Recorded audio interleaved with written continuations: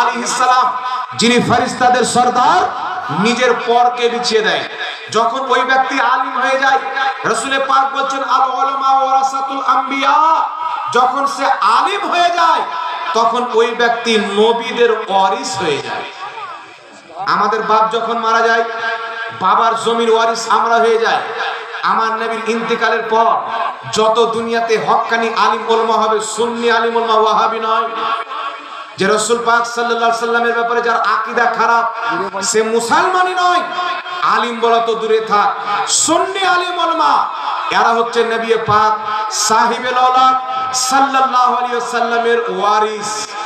নবী পাক বলেন বুখারী শরীফ ইলমের অধ্যায় হাদিস, মিশকাত শরীফ ইলমের চ্যাপ্টারে হাদিস, রাসূল পাক বলেন ইন্নাল্লাহা ইউতি ওয়া ইন্নামা আনা কাসিম, নিশ্চয়ই আল্লাহ দেনেওয়ালা, আমি নবী বাটনেওয়ালা। জোরে বলেন না সুবহানাল্লাহ। কিয়ামত পর্যন্ত যারা ইলম পাবে, নবী মুস্তাফার বন্টন করা ইলম পাবে, তাই তাদেরকে বলা হবে নবী পাকের ওয়ারিস। রাসূল কায়নাত সাল্লাল্লাহু আলাইহি সাল্লাম বলেন দুনিয়াতে তিনটি জিনিসের দিকে তাকানো ইবাদত।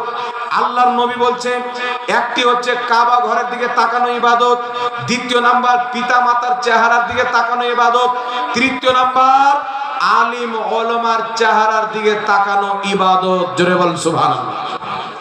আমার নবী বলেন কেন তাকানো ইবাদত?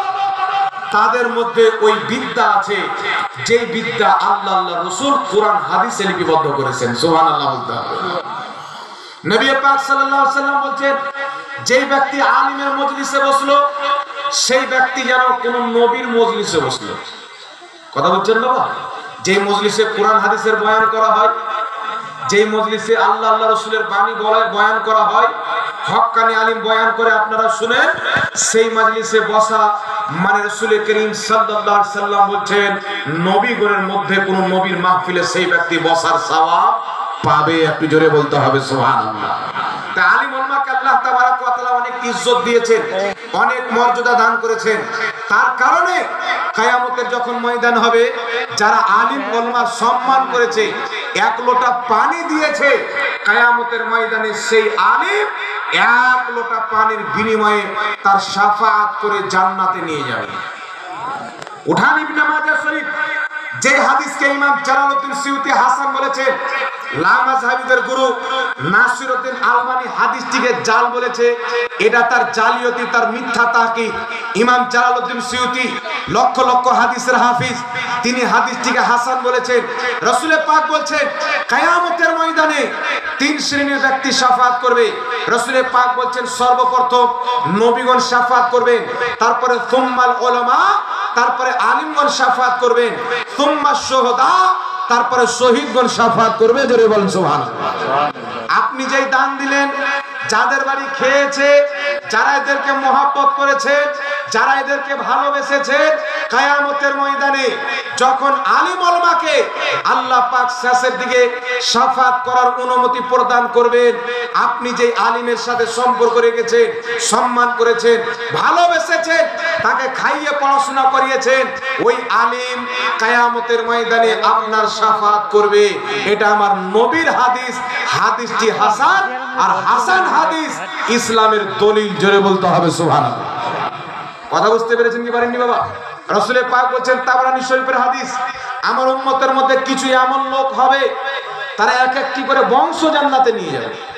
কিছু লোক এমন হবে, বানু তামিমের যে ভেড়া ছাগল ছিল, তাদের শরীরে যত রুম আছে, রুম ওই রুম পরিমাণে লোককে জান্নাতে নিয়ে যাবে। জোরে বলেন না সুবহানাল্লাহ। আর এগুলো হাদিস কোনটা হাসান, কোনটা সহিহ। তাই বিরাদর ইসলাম, নবীগণ শাফাআত করবেন, ওলিগণ শাফাআত করবেন, সাহাবীরা শাফাআত করবেন। বাংলাদেশে কিছু জাহিল মৌলবি বেরিয়েছে, তারা বলতে চায় যেই জায়গাতে নবীগণ নাফসি নাফসি করবে, ওই জায়গাতে কোনো পীর ফকির কি করে শাফাআত করতে পারে?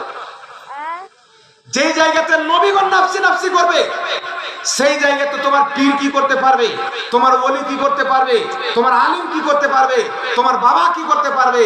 তবে বাবা, এই ধরনের লোক হচ্ছে অল্প বিদ্যা ভয়ঙ্করী, দাজ্জাল কানা। একটা চোখ আছে আর একটা চোখ নাই। কিয়ামত যখন সংগঠিত হবে, সবাই নাফসি নাফসি করবে, কিন্তু সর্বপ্রথম শাফাতে কুবরা আমার আপনার নবী মুস্তাফা কিয়ামতের ময়দানে সাজদাতে পড়বেন। আল্লাহ বলবেন মুহাম্মদ মাথা তুলো, বুখারীর হাদিস, মুহাম্মদ মাথা তুলো। আমার নবী যখন মাথা তুলছেন না, আল্লাহ বলবেন মুহাম্মদ মাথা তুলো, তুমি যা চাইবে তোমাকে তাই দেওয়া হবে। তুমি যার শাফাত চাইবে তাকে বকশে দেওয়া হবে, তুমি যার বকশিশ চাইবে তাকে বকশে দেওয়া হবে। শাফাতের অনুমতি তোমাকে দিয়ে দিলাম। সর্বপ্রথম অনুমতি আল্লাহ আমার আপনার নবীকে দিবেন, তারপরে শাফাত করার অনুমতি সমস্ত নবীকে দেওয়া হবে, তারপর সাহাবীকে দেওয়া হবে, তারপর তাবেঈকে দেওয়া হবে, তারপর আহলে বাইতকে দেওয়া হবে, তারপর ওলিয়া উলিয়াকে দেওয়া হবে, তারপরে আলিমকে, হাজীকে, হাফিজকে, যারা সচ্চা পাক্কা নামাজি তাদেরকেও আল্লাহ সুপারিশ করার কিয়ামতের ময়দানে দিবে। জোরে বলেন সুবহানাল্লাহ। তারা যারা এবং কিয়ামত পর্যন্ত মাদ্রাসা থাকবে, কিয়ামত পর্যন্ত হতেই থাকবে। এত আলেম ওলামা হবে, এদের মধ্যে কে মুনাজির হবে। আমি একদিন এরকম সামনে বসেছিলাম, বক্তব্য দিচ্ছিলাম, আমাদের ফজিলত বয়ান করছিল। আজকে আমি ওই স্টেজে বক্তব্য দিচ্ছি, কালকে এদের মধ্যে আল্লাহ কাকে বক্তা বানাবে, কাকে মুনাজির বানাবে, কাকে বাতিলের আতঙ্ক বানাবে, কাকে মসজিদের ইমাম বানাবে, কাকে মাদ্রাসার শিক্ষক বানাবে, আল্লাহ তাবারাক ওয়া তাআলা কার মাধ্যমে